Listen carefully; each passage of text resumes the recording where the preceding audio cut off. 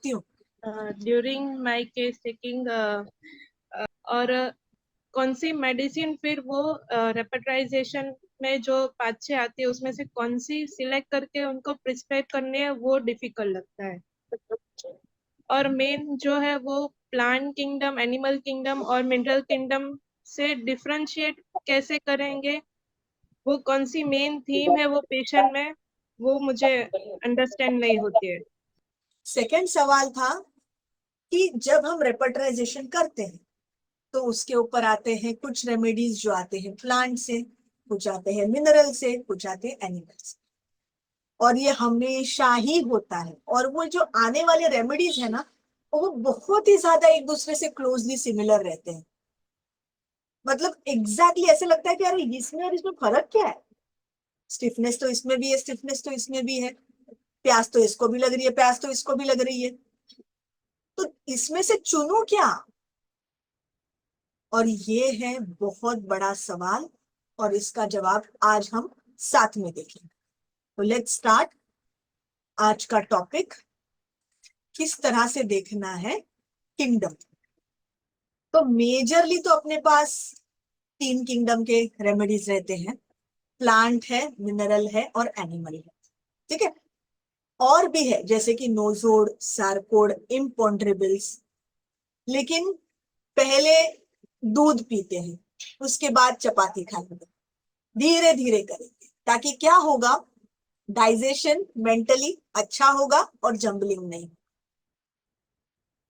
तो ये 3 जो किंगडम है, इसमें किस तरह से डिफरेंशिएट करना है, ये जरा देखते हैं। Through nature, through normal day to day examples and with homeopathic examples. तो जो फर्स्ट किंगडम है प्लांट, उसके लिए नेचर में, नेचर के साथ जुड़ना, हवा का रुख एक तरह से आया तो दूसरी तरह झुकना, मौसम बदला तो पतझड़ होना, मौसम बाहर का आया तो नए नए पत्ते आना, बारिश अगर हो रही है तो मुरझा जाना, अच्छा दिन है तो खिल जाना। तो इसमें क्या होता है, झाड़ वाले जो रेमेडीज हम प्लांट किंगडम से बनाते हैं, मे बी ट्विग से, देयर आर लीव्स से, रूट से, बार्क से, इससे क्या होता है कि इनमें ऐसी चीजें देखी जाती है कि उनके आजू बाजू जो चीजें होती है उनका इन पे परिणाम होता है। सन से लेके हेडेक होगा, साउंड बहुत ज्यादा है उससे हेडेक होगा, तकलीफ होगी, अगर किसी ने चिल्ला दिया जोर से तो मैं शिवर हो जाती हूँ, अरे बाप रे मुझे कपकपी आ गई, या मुझे बहुत दुख हुआ, मुझे बहुत हर्ट हुआ। क्योंकि like plants in the nature, ये लोग अपने आजू बाजू वाले होने वाले चीजों को रिएक्ट करते हैं, रिस्पॉन्ड करते हैं, उन पे उनका परिणाम होता है और वो दिखाई देता है। दूसरा जो गट है, मोबिलिटी वाले, जो चल सकते हैं, जो प्लांट्स जैसे एक जगह पे स्टेशनरी नहीं, एनिमल किंगडम, इनमें क्या है, अभी मैं चल सकता हूं, आप भी चल सकते हैं। तो अगर मेरा कोई भक्ष है तो वो आपका भी हो सकता है। तो इसमें होता क्या है, अभी कौन उसको पाएगा, मैं पाऊंगा या तू पाएगी, और वो पाने में स्ट्रैटेजी बनानी होगी, प्लानिंग बनाना होगा, उसको कैसे पाना है, क्योंकि इजी नहीं है, सबका लक्ष्य वही है, तो जो स्मार्ट होगा उसको ही मिलेगा। तो इसके लिए एनिमल किंगडम में जब भी हम ये पढ़ते हैं, एपिस मेलिफिका में देखो, लैक कैनाइनम में देखो, लैकेसिस में देखो, नाजा में देखो, डिसीटफुलनेस, प्लानिंग, प्लॉटिंग, जेलसी, ये सारे गुण दिखाई देते, क्योंकि यहाँ पर किस्सा है मैं और तू का, तू शाना या मैं शाना। यहाँ का राजा कौन, कौन पाएगा ये चीज, या फिर उल्टा मैं बहुत ही वीक हूं, वो मुझसे ज्यादा स्ट्रांग है, वो तो मुझ पे हावी होंगे, मैं तो कुछ नहीं कर पाऊंगा, मैं तो वहीं के वहीं दब जाऊंगा। जो छोटे एनिमल्स रहते हैं, जो इनसे बनते हैं कि जो प्रे तरह के रहते हैं ना, गिव इन करने वाले, सरेंडर करने वाले, बहुत ही नाइव तरह के एनिमल्स, जैसे कि लैक डेफ्लोरेटम हुआ जो गाय के दूध से बनता है, लैक कैनेनम हुआ जो डोमेस्टिकेटेड डॉग से बनता है। ये लोग थोड़े से रिसेसिव रहते हैं, प्रे तरह के रहते हैं, गिव इन कर लेते हैं, झगड़ालू नहीं रहते, क्योंकि इनको पता है कि हम में कुछ कम है, मैं इससे कम हूं, मैं इंफीरियर हूं, अगर मैंने मेरा मुंह खोला तो ये मुझ पे हावी हो जाए। और तीसरा गट है जो है स्टेबिलिटी वाला, मिनरल किंगडम, जिनके लिए जीने के लिए तेरा साथ होना जरूरी है, या फिर मैं तुझे साथ दूंगा ताकि हम ऐसी कोई चीज पा सके जो हमें पाना है। तो इनमें जैसे कि हम प्रोटॉन्स इलेक्ट्रॉन्स देखते हैं ना, एक दूसरे के साथ कैसे शेयर करते हैं, शेयर करके बॉन्ड करके फिर स्टेबल होते हैं, ये वाली बातचीत रहती है। पेशेंट के लैंग्वेज में कैसे बात करते हैं हम आगे बताएंगे। तो ये है कुछ प्लांट के रूब्रिक्स, ताकि हमें पता चले कि प्लांट किस तरह से अफेक्ट होते हैं।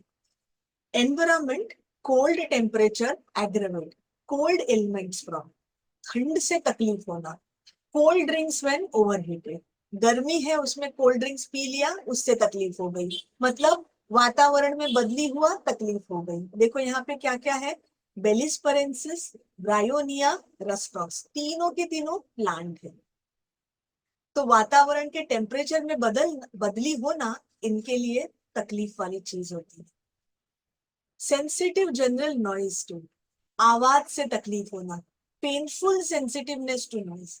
इसमें देखो क्या है, ammonium carb, arnica, coffea, conium, nux vomica, sanguinaria, senega, silica and spigelia. 9 remedies में से 7 रेमेडीज अगेन प्लांट है। तो मेजॉरिटी प्लांट में धूप से, आवाज से, स्ट्रॉन्ग स्मेल से तकलीफ होती है। माइंड सेंसिटिव लाइट टू, देखो 15 रेमेडी है उसमें से almost 10 remedies are from plant kingdom. Sensitive external impressions to all, 22 remedy है, ऑलमोस्ट 15 से 16 रेमेडीज प्लांट किंगडम के हैं। तो इससे हमें एक मोटा मोटी पता क्या चलता है कि प्लांट को आजू बाजू चीजें होने से तकलीफ होती है, और सिमिलरली आजू बाजू की चीजें अच्छी होने से, कंड्यूसिव होने से उनके ग्रोथ में अच्छा इफेक्ट होता है। इनसे प्यार से बात कर लो, पिघल जाएंगे आपके लिए। पल्सेटिला ही ले लो फॉर एग्जाम्पल, अगर पल्सेटिला को बोलो कि तू कितनी अच्छी है, I like you, you are so sweet, ऐसे खिल जाते हैं फूल की तरह। और वही उनको थोड़ा सा ऐसी नजर से देखो कि अरे ये कहाँ से आ गई, एकदम मुरझा से जाते हैं, अच्छा नहीं लगता, रोने लगते हैं। तो ये छोटी छोटी चीजों का उनको उनके ऊपर असर गिरता है।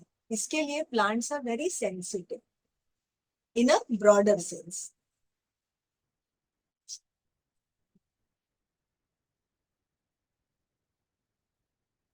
दूसरे जैसे हमने बोला एनिमल किंगडम वाले, इनके लिए तो मारा मारी, कौन है यहाँ का बादशाह, टेरिटोरियल इश्यूज, डोमिनेंस, ये बहुत इंपॉर्टेंट रहता है। तो एनिमल किंगडम के अगर हम रूब्रिक्स देखें, सेक्सुअल बिहेवियर, ल्यूइडनेस, तो यहाँ पे देखो ऑलमोस्ट 19 रेमेडीज है, लेकिन इसमें से देखो एपिस मेलिफिका, ब्यूफोराना, कैंथारिस, लैकेसिस, लाइसिनम, उसके बाद टैरेंटुला, कितने सारे एनिमल किंगडम के रेमेडीज है। माइंड डिसीटफुल, कितने सारे एनिमल रेमेडीज है, देखो यहाँ पे 30 रेमेडीज में से almost 10 to 12 remedies are animal kingdom remedies. Mind attack desires to, यहाँ पर भी आप देख सकते हैं लैकेसिस है, लाइसिनम है। Mind cunning, tarantula, lachesis, both of them are animal kingdom remedies. तो ये जो है गुण है, जैसे हमने प्लांट वाले रेपर्टरी चार्ट में देखा कि बहुत सारी चीजें आजू बाजू वाली चीजों से इनको तकलीफ होती है, वैसे ही एनिमल किंगडम्स में अट्रैक्शन, सेक्सुअलिटी, जैसे किसी को अपनी तरफ खींचना, आकर्षित करना, ये उनका बाय नेचर ही गुण है, क्योंकि उसी तरह से आप जी सकते हो। अगर आपको जीना है तो आपको कुछ खास होना होगा, कोई क्वालिटी में खास होना होगा, या फिर आपको बहुत ही ज्यादा रिसेसिव, गिव इन करने वाला होगा, ताकि आप बच सको। क्योंकि एनिमल में ये दो गट हैं, एक तो हावी होने वाले और एक बचने वाले, जिसको हम बोलते हैं प्रे और प्रेडेटर। और तीसरा गट जो है मिनरल किंगडम का, यहाँ पे आता है किस्सा कि तू मुझे कितना साथ दे सकता है, मुझे तेरी कितनी साथ की जरूरत है, या फिर मैं अपने आप में निर्भर रह सकता हूँ, या फिर मैं अभी इतना आगे बढ़ चुका हूँ कि बाबा मैं तुम्हें कुछ साथ दूंगा, और कितने हद तक दूंगा। तो मिनरल की भाषा कुछ इस तरह से रहती है। और मिनरल के इंपॉर्टेंट इश्यूज रहते हैं, जैसे कि हम ये पीरियोडिक टेबल देख सकते हैं, यहाँ पे है 7 रो, 1 से लेके 7, ये 7 रोज है, और ये 18 कॉलम्स है। तो ये 7 रो और 18 कॉलम से बनता है अपना पीरियोडिक टेबल। और हर एक रो का अपना अपना एक किस्सा रहता है, अपनी अपनी एक चाहत रहती है, डिजायर रहती है। तो मिनरल किंगडम के केसेस में हमें ये मुद्दा इनका उठ के दिखता है। जैसे कि फॉर एग्जाम्पल कुछ कॉमन चीजें बात करेंगे ताकि थोड़ा सा फैमिलियर लगे, एकदम से डर ना लगे। जैसे कि हमने ये रेमेडीज जो हमने कॉलेज में अपने पढ़े हैं, कैल्शियम देखो यहाँ पे, कलकेरिया कार्ब, फिर remedies like ferrum, ferrum metallicum जो हमने पढ़ा है, क्यूप्रम मेटालिकम, आर्सेनिक देखो, ये सारे जो रेमेडीज हैं ये आते हैं सब चौथे रो में से, रो 4 में से। और रो 4 का जो इश्यू रहता है ना, वो रहता है रोटी, कपड़ा और मकान का। शादी हो गई, अभी अभी घर बसाना है, संसार बसाना है, बच्चे होंगे, उनका एजुकेशन, घर खर्चा, मंथली इनकम कितना है, एक्सपेंडिचर कितना है, आगे समझो कुछ हेल्थ से रिलेटेड इश्यू आ गया तो उसके लिए इंश्योरेंस है क्या, बेटी की शादी करनी है, मेरा हेल्थ अच्छा होना चाहिए। तो ये सारे ही इनके मुद्दे। और ये एज ग्रुप में ये सब चलता रहता है, तब हम लोग रहते हैं अपने परिवार के साथ जुड़े हुए। तो ये इनके जो केसेस रहते हैं, इसमें आपको बहुत सारा परिवार से रिलेटेड चीजें मिलेंगी। मेरी सास ने ये किया, मेरे ससुर ने ये किया, मेरे हस्बैंड से मुझे क्या चाहिए था, मेरे बच्चों से मैं क्या एक्सपेक्ट करता हूँ। क्योंकि ये रेमेडीज जो है ये इस मुद्दों से निगड़ित है। अगर आप देखते हैं काली कार्बोनिकम में ड्रीम्स आते हैं मरे हुए रिलेटिव्स के, या कलकेरिया कार्ब में अगर आप देखोगे तो उसमें भी ऐसा लगता है कि एकदम ऐसे फ्रेंडलेस हो गया हूँ, मेरा कोई फ्रेंड नहीं है, मेरा कोई मेंटर नहीं है। तो इनको ये फ्रेंड की, ये रिलेशनशिप की बहुत जरूरत रहती है। स्पेशली जो लेफ्ट साइडेड रेमेडीज है, पीरियोडिक टेबल को अगर हम लोग 3 हिस्सों में बांटे, लेफ्ट साइड वाला जहां पर आपको दिख रहा है लिथियम है, बेरिलियम है, बोरॉन है, उस तरह का पूरा वो कॉलम, और राइट साइड वाले जहां पे हम लोग देख सकते हैं सल्फर है, क्लोरीन है, ऑल द हेलोजेंस, उसके साथ साथ आता है आर्सेनिक, सेलेनियम, ये सब राइट साइड वाले। यहाँ पे जो उनके गुण है, जो उनकी चाहत है, उसमें उनको ऐसा लगता है कि हम लोग आगे निकल गए, जैसे कि हम लोग गल गए, अभी हमसे जो चीजें हमारे पास थी, जिसकी हमें चाहत थी, वो हमसे दूर जा रही है। जैसे आर्सेनिक में हम क्लासिकली देखते हैं, उसको ऐसा लगता है कि मेरी हेल्थ खराब हो रही है, डिटियोरेट हो रहा हूँ, मेरा पैसा जा रहा है, जैसे कि मेरे घर में रॉबर्स आ रहे हैं, वो मुझे चोरी कर रहे हैं, मेरा मेरा पैसा चोरी कर रहे हैं, मेरा जो पूरा मैंने जुटाया है, मेरा सोना है, जो भी है मेरा सब चोरी करके जा रहा है। जो मेरा हेल्थ है, हेल्थ इज वेल्थ, वो मुझसे दूर चला जा रहा है, मैं गल रहा हूँ। और वो जो मिडिल वाले हैं जहां पर हम लोग देखते हैं सिलिका है, या निकल है, पैलाडियम है, प्लैटिनम है, ऑरम है, अर्जेंटम है, ये बीच वाला पट्टा है। यहाँ पे हमें देखते हैं कि जो इनके मुद्दे हैं यहाँ पर है, ये एकदम शाइन हो रहे हैं, एकदम पिनाकल पे है अपने करियर के, अपने लाइफ के गोल के, एकदम टॉप पे है। क्योंकि वो एक ऐसा मकाम रहता है पीरियोडिक टेबल का, अगर हम इसको एक माउंटेन की तरह देखें तो वो एक पीक पे रहते हैं, अपने करियर के पीक पे रहते हैं, अपने चाहत के पीक पे रहते हैं। और माउंटेन का जो बेस है, जो लेफ्ट साइड वाला एनिमी, उनको ऐसा लगता है कि मुझे किसी की जरूरत है, किसी की जरूरत के बिना मैं अधूरा हूँ, अगर वो मुझे हेल्प मिल जाए तो ही मैं आगे कुछ जीवन में कर पाऊंगा। और वो जो माउंटेन का वापस से जो निचला हिस्सा आएगा, वहां पर हेलोजेंस है, आर्सेनिक है, सेलेनियम है, सब कुछ चला गया, सब कुछ निकल गया, इस तरह की भाषा रहती है। तो अगर हम मिनरल किंगडम के रेमेडीज के लिए देखा जाए तो देखो किस तरह से रूब्रिक्स आते हैं। माइंड फास्टिडियस, इनको हर एक चीज अपने अपने तरीके से लगती है। अगर आपके पास पेशेंट्स भी आएंगे ये किंगडम के, तो आपको ये एक बहुत पिक्यूलर चीज इनमें दिखेगी कि अगर ये किसी डॉक्टर के पास गए हैं तो उसका पूरा जो पर्चा है वो पूरे फाइल में लगा के लाते हैं, मैं ये डॉक्टर के पास गया था, फिर उनका ये प्रिस्क्रिप्शन है, फिर ये साल में मैंने ये टेस्ट किए थे, देखो इसके रिपोर्ट है। तो आपको पूरे साल के अनुसार, हर एक डॉक्टर के विजिट के अनुसार पूरा उनके पास वो फाइल मिलेगी, बहुत ही मेटिक्यूलसली अरेंज किया हुआ रहता है। तो ये खासियत है मिनरल किंगडम के लोगों की। क्योंकि अगर हम पीरियोडिक टेबल भी देखें तो हर एक एलिमेंट अपने अपने जगह पर है, उसका एक जगह दिया गया है, उसकी एक बाउंड्री है। तो मिनरल किंगडम के जो लोग रहते हैं ना, जिनको मिनरल किंगडम की रेमेडीज सूट होते हैं, उनके लिए बने हैं, तो वो भी अपने जीवन में बहुत ही ज्यादा उनके मुद्दे जो है ना वो सॉर्टेड रहते हैं कि मुझे, मेरा मुद्दा ये है, मेरा मुद्दा पैसे का ही है, मेरा मुद्दा प्यार का ही है, मेरा मुद्दा गाइडेंस का है। लेकिन एज अगेंस्ट दिस अगर हम लोग प्लांट किंगडम के बारे में देखें तो प्लांट कैसे रहते हैं, उनके पूरे ब्रांचेस फैले हुए रहते हैं, कहीं पे एक डाल है, कहीं पे एक पत्ता है, तो पूरा फैले हुए रहते हैं। उनके मुद्दे भी अगर हम उनके केसेस में देखेंगे ना, तो ऐसा लगता है अभी तो ये बात कर रहा था, अभी ये बात कर रहा है, अभी कुछ ड्रीम बता रहा था, अभी बता रहा है पैर के दर्द के बारे में, फिर बता रहा है कि मुझे स्किन पे खुजली आ रही है। तो बहुत ही हेवायर रहते हैं, अगड़म तगड़म रहते हैं, उनमें ऐसा लीनियर फैशन नहीं रहता। लेकिन मिनरल किंगडम के जो लोग रहते हैं ना, वो बहुत ही ज्यादा जैसे हम उनको बोलते हैं ना, न्यूज रीडर के जैसे, या फिर उनको कुछ जैसे कि पकड़ा दिया है हाथ में कि इसको इसी तरह से बताना है, उनका दिमाग ही कुछ उस तरह से चलता है। इसके लिए ये उनकी कैरेक्टरिस्टिक है, फैस्टिडियसनेस, उनको ऑर्डर चाहिए रहता है। अगेन ये बहुत ही मोटा मोटी चित्र है, हर एक में ऐसा रहेगा क्या, नहीं। लेकिन अगर आप 10 रेमेडीज पढ़ोगे मिनरल किंगडम के, तो एटलीस्ट 6 रेमेडी में ये गुण पाया जाएगा।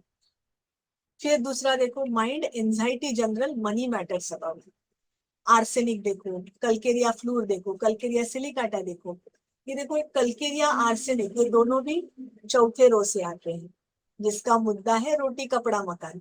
और अगर आप देखेंगे रेपर्टरी में भी मनी मैटर्स अबाउट एंजाइटी, कितना ब्यूटीफुल है देखो। जब हम प्रॉपरली उसकी स्टडी करते हैं तो हमें पता चलता है कि रेपर्टरी में ये रेमेडीज ये रूब्रिक के अंडर क्यों आए, ना कि हम सिर्फ उसको मगअप करेंगे। मगअप करेंगे हम भूल जाएंगे, लेकिन अगर हम उसका रूट से पता करेंगे कि अब ये रेमेडी यहाँ पर ही क्यों आया, या फिर ये रेमेडी में यही सिम्टम क्यों आया, तो हम कभी भी इसको भूलेंगे नहीं। और पेशेंट भी जब भी आके अपनी रोजमर्रा की जीवन की बातों में हमें ये बताएंगे, हमारे कान उसके लिए ट्यून्ड रहेंगे, हम उसको मिस नहीं करेंगे, क्योंकि हमने उसको बेस से पढ़ा है, ऊपर ऊपर से नहीं। माइंड एंजाइटी हेल्थ अबाउट, देखो यहाँ पर भी काफी सारे मिनरल किंगडम के रेमेडीज हैं, क्योंकि इनके मुद्दे बहुत ही क्लियर रहते हैं। तो ऐसा सेम अपने पता चलेगा, जैसे कि अभी किंगडम डिफरेंशिएशन का इशू है, एक एग्जाम्पल के तौर पे हम लोग बात करते हैं। रिलेशनशिप की बात तो सभी लोग करते हैं, हर एक केस में अलग अलग तरीके से रिलेशनशिप की बात होती है। ऑलमोस्ट 90% केस में। बहुत ही कम पेशेंट्स ऐसे रहते हैं, बहुत ही बोलते हैं ना, जिनको सिर्फ मैं और मेरी चीजें, इसके लिए ये रेमेडीज भी बहुत रेयर रहते हैं, सिंगल वाले। लेकिन काफी लोगों का इश्यू रहता है रिलेशनशिप से लेकर। नाउ ये रिलेशनशिप काफी अलग अलग तरीके से हो सकते हैं। प्यार वाला रिलेशनशिप, हस्बैंड वाला रिलेशनशिप, मदर इन लॉ वाला रिलेशनशिप, या रिलेटिव्स इन जनरल वाला रिलेशनशिप, या सिबलिंग वाला रिलेशनशिप, या बॉस एंड एम्प्लॉय वाला रिलेशनशिप, या कलीग वाला रिलेशनशिप, काफी सारे हो सकते हैं। अभी इसमें प्लांट, मिनरल, एनिमल को किस तरह से डिफरेंशिएट करना है, एक एग्जांपल लेती हूँ केस के तरफ से। 3 अलग अलग पेशेंट थे, लेकिन तीनों का मुद्दा जो था वो था फ्रेंडशिप के बारे में। ठीक है, फ्रेंडशिप भी एक तरह का रिलेशनशिप हुआ। तो जो पेशेंट ए था, ये भी बात कर रहा था फ्रेंडशिप के बारे में। मुझे friendship, I like to make friends, मुझे बहुत ज्यादा फ्रेंड्स बनाना अच्छा लगता है, मुझे फ्रेंड्स के साथ टाइम स्पेंड करना अच्छा लगता है, जो कि मुद्दे थे बाकी के 2 पेशेंट के भी। तो अभी पता कैसे करे कि ये तीनों के फ्रेंडशिप में सिमिलैरिटी क्या है और डिफरेंस क्या है। ये जो पता करने का चीज रहता है ना, ये रहता है नैक, जिसको हम बोलते हैं होम्योपैथिक केस टेकिंग। और ये सिर्फ साइंस नहीं है, ये आर्ट भी है। आर्टिस्टिक वे में से आपको तीनों से निकालना है कि तेरा मुद्दा क्या है फ्रेंडशिप का, दूसरे वाले का क्या है, और तीसरे वाले का क्या है। तो ये कड़ी अपने को अगर आनी है, किंगडम डिफरेंशिएशन, तो क्या अच्छा होना चाहिए, केस टेकिंग अच्छा होना चाहिए, वो स्किल अच्छा होना चाहिए, बात किस तरह से करनी है पेशेंट से, किस तरह से निकालना है, इसके मुद्दे क्या है। तो वो भी एक बहुत इंपॉर्टेंट विषय है, नोट करके रखो, आगे आते हैं इसके बारे में। तो जब पेशेंट ए को पूछा गया कि फ्रेंडशिप क्या है आपके लिए, क्योंकि पूरे केस में फ्रेंडशिप फ्रेंडशिप बहुत बार आ रहा था, तो और एक चीज बार बार गूंज रही है केस में, तो उसको पूछना उचित है, क्योंकि वो जिंदगी में कुछ तो मायने रखता है कि नहीं। वो पेशेंट केस के लिए तो बार बार बोल रहा है, आया तो किसी और चीज के लिए है, हेडेक लेके आया है, लेकिन बात क्या कर रहा है, फ्रेंड्स के साथ उठना, फ्रेंड्स के साथ घूमना, फ्रेंड्स के साथ बात करना, फ्रेंड्स के साथ पार्टीज के लिए जाना, मूवीज के लिए जाना। तो चारों जगह पे फ्रेंड्स ही दिख रहे हैं, तो पूछ ही लेते हैं फ्रेंडशिप क्या है आपके लिए। तब पेशेंट ए क्या बताता है कि friendship is like as good as my second family. मेरे लिए फ्रेंड्स जो है मेरा सेकंड परिवार है। कई बार ऐसा हो जाता है कि परिवार वाले लोग आपको नहीं पहचान पाते हैं, आपको नहीं अंडरस्टैंड कर पाते हैं, लेकिन मेरे जो ये फ्रेंड्स है ना डॉक्टर, ये मुझे पहचानते हैं। मेरा आज का दिन कैसे रहा, मेरे चेहरे पे देख के इनको पता चल जाता है कि मैं आज खुश हूं या नहीं हूं, मेरा कुछ तो बिगड़ा है। तो ये जो चीज है ना, ये मुझे बहुत अट्रैक्ट करती है मेरे फ्रेंड्स की ओर। फ्रेंड्स के साथ जब भी रहता हूँ मैं बहुत खुश रहता हूँ। मुझे उनके साथ पार्टीज करना, उनके साथ घूमने जाना मुझे बहुत पसंद है। क्या करते हो वहां पर, हम लोग सब साथ में जाते हैं, हम लोग बहुत हंसी मजाक करते हैं, जोक्स करते हैं, हम अलग अलग जगहों पे जाते हैं, अलग अलग चीजों को खाते हैं, वहां वहां के लोकल क्यूजीन्स को खाते हैं। फिर हम लोग फूड्स में जाते हैं, वहां के लोकल मार्केट्स में जाते हैं, देखते हैं लोग किस तरह से वहां पे जी रहे हैं, किस तरह से कपड़े पहनते हैं, किस तरह से अपने घर को बांधते हैं। क्या अच्छा लगता है आपको उसमें। मुझे अच्छा लगता है डॉक्टर साहब के अलग जगह के लोग जाके अलग जगह पे किस तरह से उनका दिमाग चलता है, किस तरह से उनका वो लोग अपना समाज को बनाते हैं, मुझे अच्छा लगता है। क्या होगा अगर वैसा नहीं हुआ, तो आपके फ्रेंड्स नहीं रहे तो डॉक्टर साहब तो ऐसा हो जाता है ना कि कभी आपको जरूरत पड़ी फ्रेंड्स की, आपको कुछ सलाह चाहिए उनके पास से, तो कौन देगा आपको सलाह।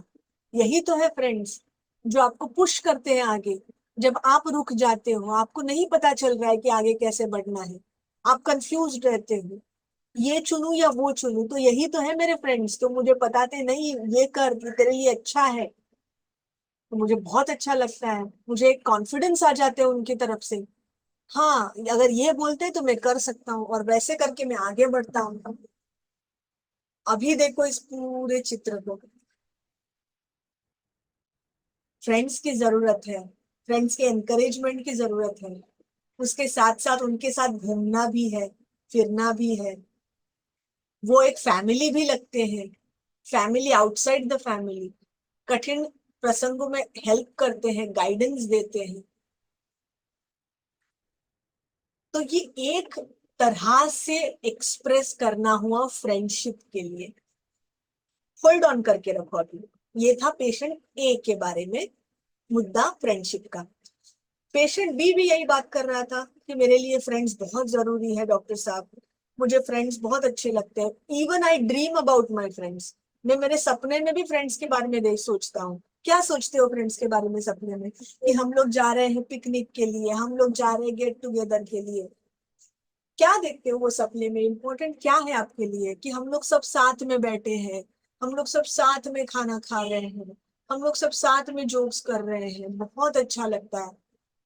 हम लोग बहुत खेलते हैं, कूदते हैं, जोक्स करते हैं, एक दूसरे के ऊपर प्रैंक्स करते हैं, एक साथ मूवीज के लिए जाते हैं। तो दिमाग में तो ये भी आता है, अरे पहला ए वाला पेशेंट भी तो यही बात कर रहा था, तो तेरे में और इसमें फर्क क्या है? तो जब आप पूछोगे उनको कि ये सब में से आपको सबसे ज्यादा क्या अच्छा लगता है वो फ्रेंड्स के साथ, उनका साथ, उनका साथ होना मेरे लिए। साथ क्या है आपके लिए? टुगेदरनेस, उनके साथ जो हम एंजॉयमेंट करते हैं, वो मेरे लिए बहुत ज्यादा इम्पोर्टेंट। और वही अगर नहीं रहे तो वो तो ऐसा लगेगा कि हम लोग बिछड़ गए, हम एक दूसरे से अलग हो गए। जैसे मेरा ये जिंदगी में कोई नहीं, ये मेरा दुनिया में कोई नहीं, मैं अकेला पड़ गया। अभी मैं किसके साथ पार्टी करूंगा, अभी मैं किसके साथ खेलूंगा, अभी मैं किसके साथ हंसूंगा? तो मेरा जो पूरा माहौल है पार्टी का, पिकनिक का, गेट टुगेदर का, सेलिब्रेशन का, वो तो सब फ्रेंड्स के बिना अधूरा है। तो मेरे फ्रेंड्स मुझे वो सेलिब्रेशन के लिए चाहिए, वो गेट टुगेदर के लिए चाहिए, उनके साथ हंसने खिलखिलाने के लिए चाहिए। और वो जब नहीं रहते तो मैं तो एकदम अकेला पड़ जाता हूँ, बहुत मायूस सा हो जाता हूँ। ऐसा लगता है मेरे जिंदगी में कोई नहीं है। तो ये देखा भी, दोनों का स्टार्टिंग पॉइंट सेम था, लेकिन जब हमने पूरा उसको एक्सप्लोर करते गए, दोनों के मुद्दे कैसे अलग अलग होते गए। तो अभी ये होल्ड ऑन करो बी के साथ। पेशेंट सी का भी यही मुद्दा था, फ्रेंड्स चाहिए, फ्रेंड्स चाहिए। तो जब इसको पूछा गया कि तुझे क्यों फ्रेंड्स चाहिए, तब उसने क्या बताया, डॉक्टर साहब कैसा होता है कि फ्रेंड्स जब रहते हैं ना, तो आपका एक तरह से एक ग्रुप बन जाता है। जैसे कि हमारे कॉलेज में ग्रुप्स है, एक मेरा और मेरे फ्रेंड्स का ग्रुप, एक मेरा एक दूसरा एक बी डिवीजन है, वहां पे एक लोग हैं, उनका सबका एक ग्रुप है। तो कैसा होता है कि अगर हमें कॉलेज में कुछ फंक्शन है, हमें कुछ अप्रूव करा के लेना है प्रिंसिपल से, तो अकेला तो जा नहीं सकते, क्योंकि प्रिंसिपल बोलेंगे अरे तेरा तो अकेले का है, हम लोग नहीं मानने वाले। लेकिन वही अगर आप ग्रुप के साथ जाते हो, तब आप हावी हो जाते हो, आपका मुद्दा जो है उसमें वजन आ जाता है। एक से बोलना और 10 जनों ने साथ में बोलना, डिफरेंस है कि नहीं डॉक्टर साहब? पूछो उनको क्या डिफरेंस है। डिफरेंस ये है कि आप जब ग्रुप में रहते हो, झुंड में रहते हो, तो आप दबाव डाल सकते हो सामने वाले के ऊपर। जैसे उसने एग्जाम्पल दिया, एक बार हमारा जब इलेक्शन था कॉलेज का, तो वो सामने वाला ग्रुप और हमारा ग्रुप, हम लोग दोनों जन भिड़े थे। लेकिन हमारे ग्रुप में कुछ और भी अच्छे स्मार्ट लोग थे, और उनके वो स्मार्टनेस की वजह से हम वो दूसरे पे हावी हो गए, और वो इलेक्शन हम लोग जीत गए। और वही हम अकेले होते तो फिर वो तो फिर हम पे हावी हो जाते, हमें पकड़ लेते किधर भी, हमें मार भी सकते हैं, हमारा फायदा भी उठा सकते हैं, हमें तो पागल में निकालेंगे, क्योंकि हम लोग उनसे इंफीरियर है, वो हमसे सुपीरियर है। यहाँ पे क्या मुद्दा आया? कंपैरिजन का मुद्दा आया, मैं तू का किस्सा आया। चालू कहाँ से बात हुई थी? फ्रेंडशिप से ही। लेकिन यहाँ पे फ्रेंडशिप चाहिए बचने के लिए, दबाव बनाने के लिए, स्मार्ट साबित होने के लिए, सुपीरियर इंफीरियोरिटी के बैकग्राउंड से।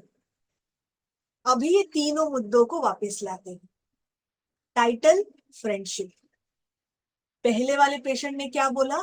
दोस्त है मेरे, मेरे फैमिली है, मुझे एनकरेज करते हैं, उनका साथ होना मेरे लिए जरूरी है। अगर उनका साथ नहीं है तो मुझे एनकरेजमेंट नहीं मिलता है, मैं वहां पे रुक जाऊंगा। तो उनका साथ होना ना होना मायने रखता है। ये है मिनरल तरीके की बातें, गिव एंड टेक की बातें। मैं तुम्हें कुछ दूंगा, तुम मुझे कुछ दो, और हम दोनों साथ में आगे बढ़ेंगे। सेकंड वाला पेशेंट पे अपना फ्रेंडशिप चाहिए सेलिब्रेशन के लिए, फ्रेंडशिप चाहिए मजा मस्ती करने के लिए, हंसी मजाक के लिए। उनके साथ होने से ऐसा लगता है एक साथ है, जुड़ गए हैं, टुगेदरनेस का एहसास आता है। और उनके जाने से अवे का, अपार्ट का, दूर जाने का एहसास आता है। ये है प्लांट वाले मुद्दे। ये किसी एक के ऊपर निर्भर नहीं है, लेकिन उनके होने से इनमें खिलखिलाहट आती है, ये खिल जाते हैं, इनको अच्छा लगता है।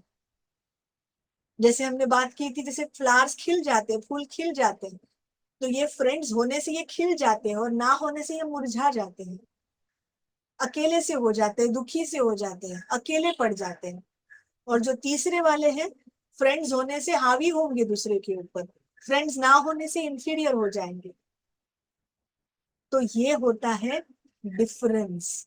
जैसे कि जानवी ने प्रश्न पूछा था, रेपर्टराइजेशन के चार्ट के ऊपर तो तीनों रेमेडी आते हैं, डिफरेंशिएशन करना कैसे है? डिफरेंशिएशन ऐसे करना है। मुद्दा सबका सेम रहेगा, रेपर्टराइजेशन चार्ट पे भी मुद्दा सेम रहेगा, इसी के लिए तो हमने वो डाले हैं मुद्दे। जॉइंट्स में पेन है, एनिमल के भी रहेंगे, प्लांट के भी रहेंगे, मिनरल के भी रहेंगे, रेमेडीज के। लेकिन क्या डिफरेंट करेगा उनको?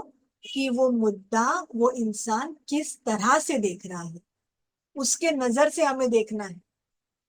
तभी पता चलेगा ये प्लांट की नजर से देख रहा है, मिनरल की नजर से देख रहा है, या एनिमल की नजर से देख रहा है। तब आएगा मजा प्रैक्टिस में, क्योंकि तब पता चलेगा कि हर एक इंसान, जो हम लोग पढ़ते हैं ना ऑर्गेनॉन में, इंडिविजुअलाइजेशन, ये सच्चाई है। ये सिर्फ फिलॉसफी बुक में पढ़ने के लिए नहीं है, ये लाइफ में भी होता है, ये प्रैक्टिस में भी होता है। और तब आता है मजा होम्योपैथिक प्रैक्टिस करने के लिए।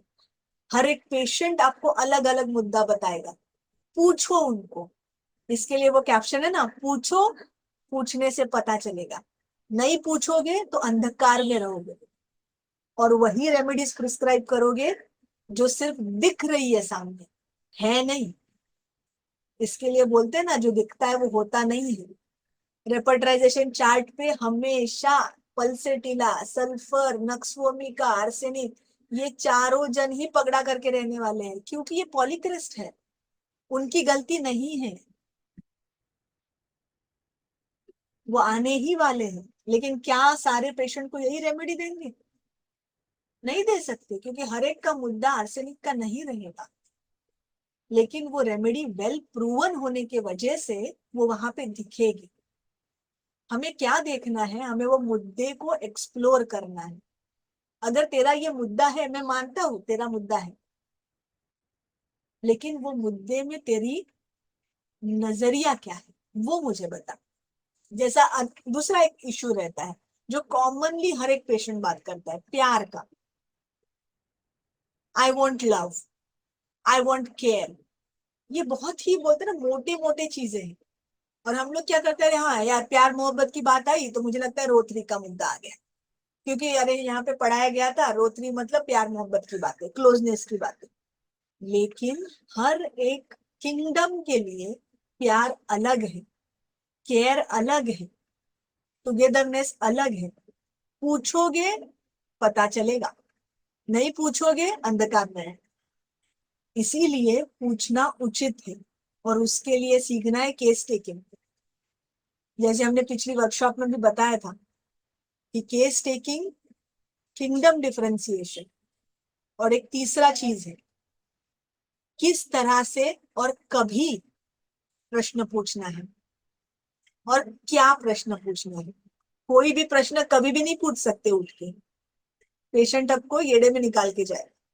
पेशेंट दिख रहा है अपने को सामने, रो रहा है, बहुत दुखी है, और उसको एकदम फ्लैट प्रश्न पूछो तो क्या होता है, तुमको नहीं बता पाएगा। उसको एक तरीका रहता है पूछने का, वॉइस मॉड्यूलेशन का, क्वेश्चन फ्रेमिंग का। और ये एक आर्ट है, ये एक कला है जो हम वर्कशॉप में सिखाते हैं, गुरुकुल में सिखाते हैं। जैसे कि हर एक मार्शल आर्ट देखो, भरतनाट्यम देखो, किसी भी तरह का कोई भी एक कला गुण देखो जहां पे ना प्रैक्टिस आती है, प्रयास आता है, जिसको रोज करना रहता है। ये केस टेकिंग भी एक उसी तरह का कला है जिसको हमें रोज इस्तेमाल करना है। जब पेशेंट आएगा सामने बैठेगा तभी नहीं, सिर्फ किधर भी जाओ, रिलेटिव्स के साथ जाओ, घर पे बात करो, फ्रेंड्स के साथ बात करो, सब्जी मंडी में जाओ, शॉपिंग करने जाओ, किस तरह से बात करना है, सामने वाला क्या बात कर रहा है, क्या वो हमें टोपी पहना रहा है, क्या हम हमारा स्मार्टनेस दिखा रहे हैं।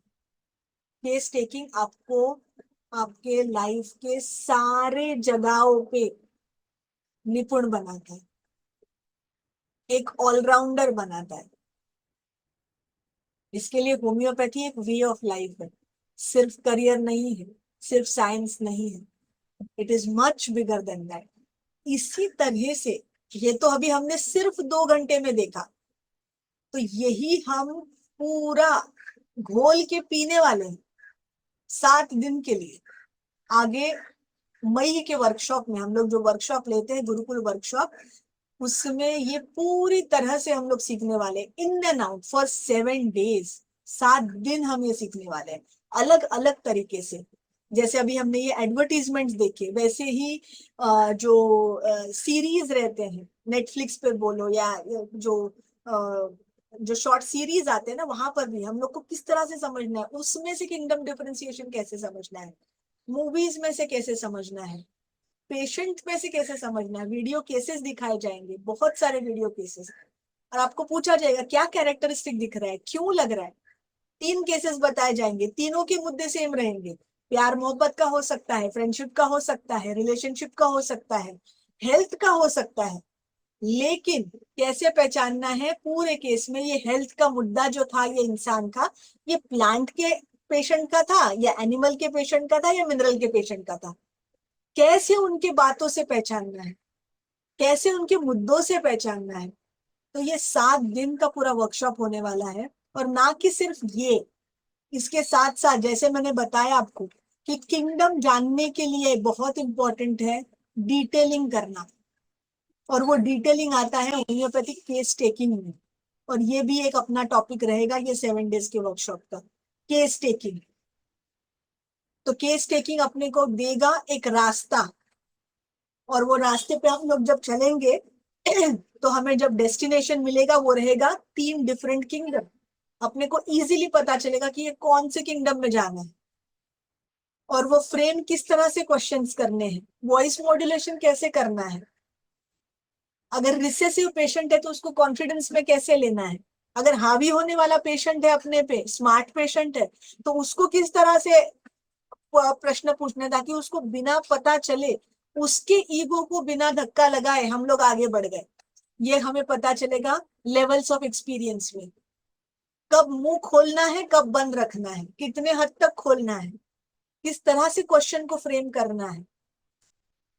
और चौथा मुद्दा, माइजम्स। क्योंकि काफी बार पेशेंट को सही दवा देने के बावजूद भी केस आगे नहीं बढ़ती है, माइजमेटिक ब्लॉक आ जाता है। तो ऐसे में माइजम्स को समझना बहुत इंपॉर्टेंट हो जाता है। और स्पेशली प्लांट किंगडम के केसेस में जब मुद्दे बहुत क्लियर दिखते हैं, किंगडम क्लियर है, फैमिली क्लियर है, लेकिन कौन सी मेडिसिन शुरू, तो माइजम वहां पर अपने को पता चलता है कि अब इसमें इशू क्या है। एक्सेसिव का इशू है क्या, जैसे कि साइकोसिस में रहता है जहां तहां सब बड़ा हुआ है और सब तक हाइड करना है, या फिर एकदम ही होपलेसनेस का इशू है जैसे कि सिफिलिस के जैसा, या फिर अभी जो न्यूअर माइजम्स आए, इन बिटवीन माइजम जिसको बोलते हैं, ringworm miasm, leprous miasm, cancer miasm, malarial miasm, typhoid miasm, इनको किस तरह से जानना है। क्यों रस्टॉक्स को, क्यों नक्स वोमिका को टाइफॉइड माइजम में डाला हुआ है, ऐसा उसमें क्या खासियत है। क्यों ब्रायोनिया को टाइफॉइड में डाला हुआ है। क्यों कैक्टस ग्रैंडिफ्लोरा को मलेरियल माइजम में डाला है, ऐसा क्या खासियत है उसमें। ये सब अपने को सीखने को मिलने वाला है 7 दिन में। पूरा होम्योपैथी के 4 टॉपिक को घोल के पीने वाले हम लोग। और उसके साथ साथ गाइडेड केस टेकिंग होने वाली है, जो कि एक बहुत ही हैंड होल्डिंग जिसको बोलते हैं ना, हाथ पकड़ के सिखाना केस टेकिंग। जहां जहां गिरोगे वहां वहां सर रहेंगे, हम लोग सब रहेंगे। इसको ऐसा नहीं ऐसा करो, वैसा नहीं वैसा करो। तो ये बहुत ही इंपॉर्टेंट वर्कशॉप रहेगा इंटर्नशिप वाले बच्चों के लिए, फाइनल ईयर वाले बच्चों के लिए, जो अभी पास आउट होने वाले उनके लिए। क्योंकि यहाँ पे ये रहेगा कि प्रैक्टिस को भाई कैसे सेटअप करना है। क्योंकि आज के तारीख में उठ के कॉलेज से निकल के प्रैक्टिस सेट नहीं कर सकते हो तुम। Patients are very well aware. उनको पहले जैसा नहीं रहा कि डॉक्टर ही भगवान है, आपने बोल दिया और वो कर दिए, नहीं होता है। Google is the first doctor and then comes you. तो अपने आप को किस तरह से वेल इक्विप्ड करना है पेशेंट्स के प्रश्नों को उत्तर देने के लिए, कैसे आपके क्लिनिक को दूसरों के क्लिनिक से डिस्टिंग्विश्ड बनाना है, होलिस्टिक बनाना है। तो ये सारे मुद्दे भी यहाँ पे डिस्कस होंगे। इसके साथ साथ एक रिट्रीट की, जिस बोलते हैं ना हम लोग, जहाँ पे योगा, मेडिटेशन, सेल्फ, अपने आप को पहचानना, ये सबसे इंपॉर्टेंट बात। काफी बार तो ऐसा हो जाता है मैं दूसरों को क्या ठीक करूं, मैं खुद क्या, वो वही मुझे पता नहीं है, मेरे खुद के मुद्दे पता नहीं है मुझे क्या है। एक होम्योपैथ होने के नाते ये बहुत इंपॉर्टेंट रहता है to know yourself first. अपने आप को पहचानना, मेरे क्या लिमिटेशंस है, मेरे क्या प्लस पॉइंट्स है, और मैं उसको मैं किस तरह से सुधार डालूं। मेरे जो निगेटिव पॉइंट्स है उसको मैं किस तरह से मिनिमाइज करूं। ये भी सब मुद्दे 7 दिन के ये वर्कशॉप में होते हैं, होने वाले हैं।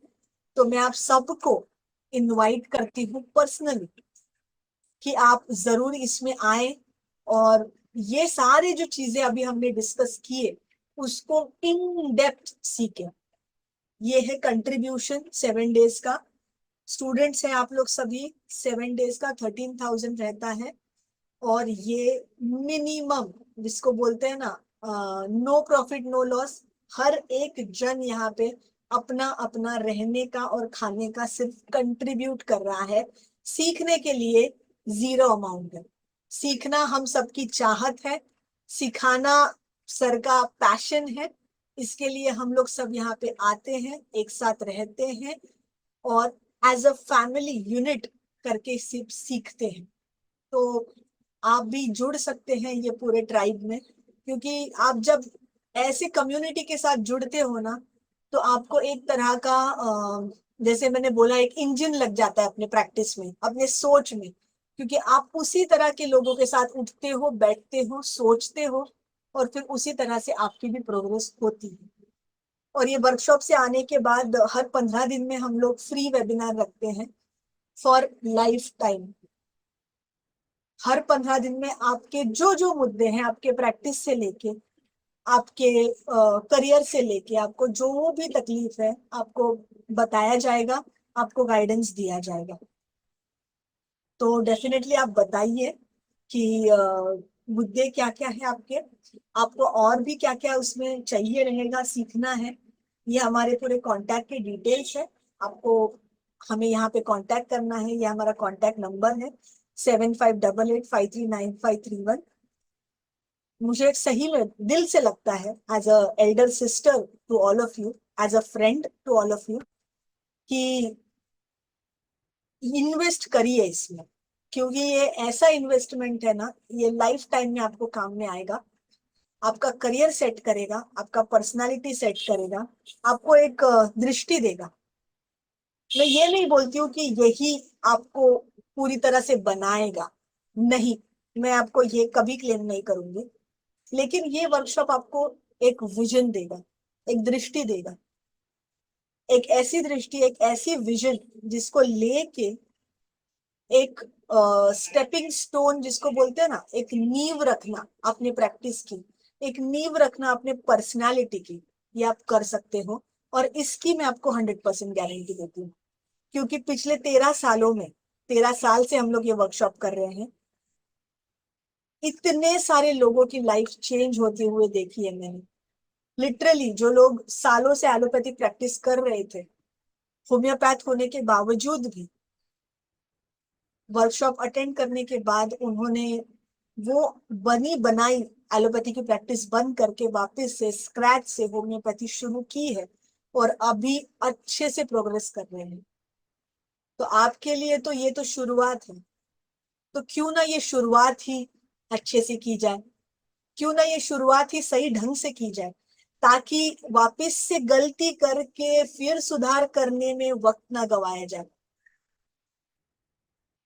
तो ये मेरा सबसे as a friendly note advice रहेगा कि ये जो अगला महीने में जो वर्कशॉप होने वाला है, ग्रुप करके आना। जैसे कि अभी आई थिंक आप सभी लोग एक ही बैच के रहेंगे इंटर्नशिप में, at least 5 to 7 people from the same group, girls boys दोनों मिलके, जिनको सही में अपने लाइफ में कुछ बनना है ना, कुछ करना है, सिर्फ किधर भी एक कोने में प्रैक्टिस डाल के बैठना नहीं है, कुछ करना है कि लोग बोले कि हाँ, अहमदाबाद में, सूरत में, भावनगर में, राजकोट में, जहां पर भी आप डालो कि ऐसे नाम का कोई डॉक्टर है वहां। तो अगर ये डिस्टिंग्विश्ड डॉक्टर बनना है, अगर ये आपकी सही में चाहत है, सही में किसी के लाइफ में आपको बदलाव लाना है, क्योंकि क्या है ना, देखो दोस्तों, दवा देना और ठीक करना ये एक बात हो गई, लेकिन जब आप किसी के लाइफ में एक बदलाव लाते हो ना, जब हमारे पेशेंट आते हैं और वो बोलते हैं कि डॉक्टर साहब ये तो ठीक तो हो गया, मैं आगे क्या, दैट इज नॉट क्योर। इसका मतलब आपने उनका सिर्फ एक हिस्सा ठीक किया है, ये ठीक नहीं हुआ है। इसका मतलब दृष्टिकोण। होम्योपैथी एक ऐसा साइंस है फ्रेंड्स, कि जो सिर्फ फिजिकल रिलीफ, फिजिकल लेवल का रिलीफ नहीं देता है, वो लोगों की जिंदगियां बदलता है। क्योंकि we have a power of our medicine which has the power to change the perspective of a person. एक ऐसा इंसान जो जीवन में डिसाइड ही नहीं कर पा रहा है कि उसको क्या करना है, वो सादा ये नहीं डिसाइड कर पाता कि मैं आज ये कपड़े पहनूं कि वो कपड़े पहनूं। लोगों के इतने गहरे मुद्दे हैं, और जब आप उनको उस लेवल पे जाके समझते हो और उनको दवाई देते हो, और वही लोग जब आपको बोलते हैं आके, डॉक्टर साहब आपकी दवाई से मेरी लाइफ ही चेंज हो गई, आज मैं कहाँ से कहाँ पहुंच गया, मेरे लाइफ के डिसीजन ले पा रहा हूँ, मैंने अच्छा सा करियर चुना, मेरे लाइफ पार्टनर चुना, मेरा जो मेरे फैमिलीज में इश्यूज थे जहां पर मैं निर्णय नहीं ले पा रहा था, now I can take that. तो वो एक बोलते ना, जो राह में वो आगे इंसान चला गया, वो ब्लॉक आपने निकाला आपके होम्योपैथिक मेडिसिन से, ना कि सिर्फ आपने उसके स्किन कंप्लेंट को ठीक किया है। ये है एक्चुअल क्योर, ये है एक्चुअल स्कोप ऑफ होम्योपैथी, ना कि केवल उनके फिजिकल एलिमेंट्स को ठीक करना।